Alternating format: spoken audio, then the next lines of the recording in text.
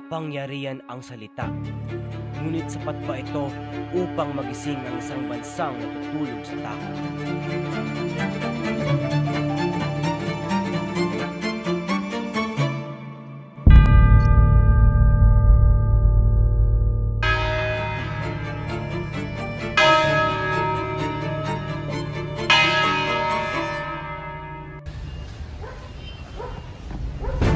Don Crisostomo, maligayang pagbabalik. Maraming salamat, Kapitan Tiago. Marami na bang nagbago sa ating bayan? Hindi lahat ng pagbabago ay makakabuti.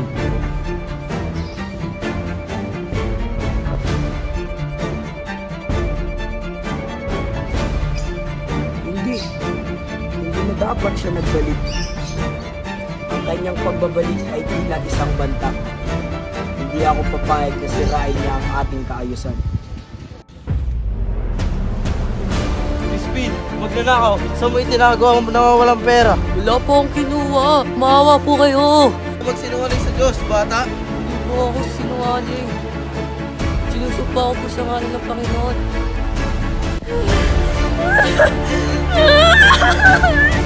Mga anak! Mga anak! Lucilio! Crispin!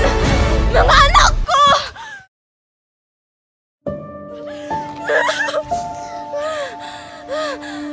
Lucilio! Lucilio! Inay!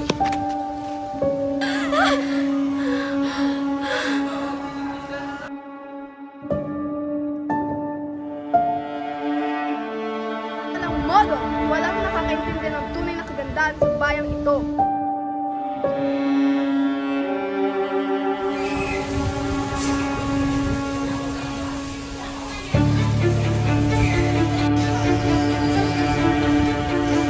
Maria Clara, hindi na kailangan mag-alala sa pangalaga at ilusyon. Ngunit, wala nang dahilan ng aking buhay.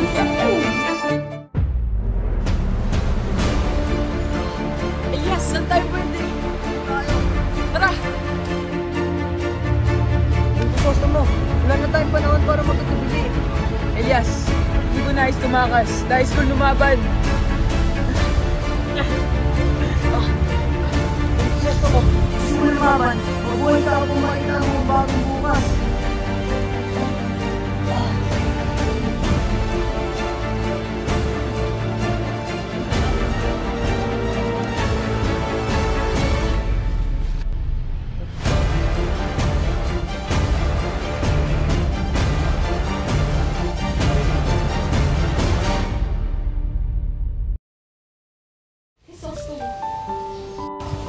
Bakit tila parang may pader sa ating ugnayan?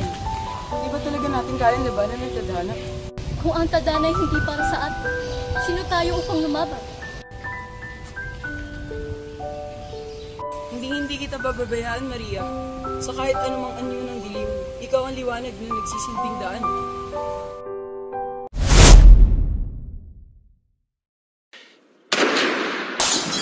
Hindi po ako sinungaling.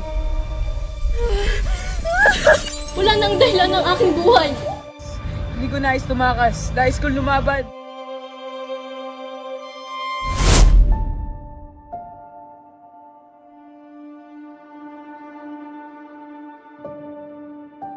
Hindi pa rito nagtatapos ang kwento. Ito'y simula pa lamang ng isang revolusyon.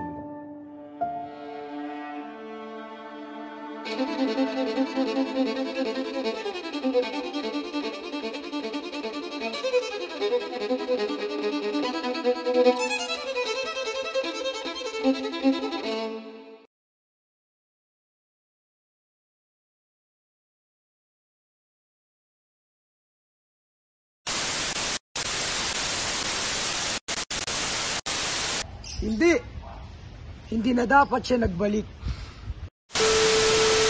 Don Crisostomo, maligayang pagbabalik. Di ba? Don Crisostomo, maligayang pagbabalik. Alam mo, ganahan mo naman.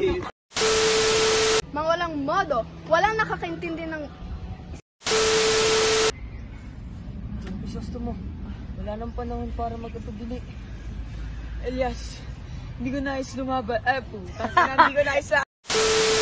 Lord Crisostomo, kung gusto mo lumaban, mabuhay ka upang makita mo ang bakit. Crisostomo, kung gusto mo lumaban, mabuhay ka.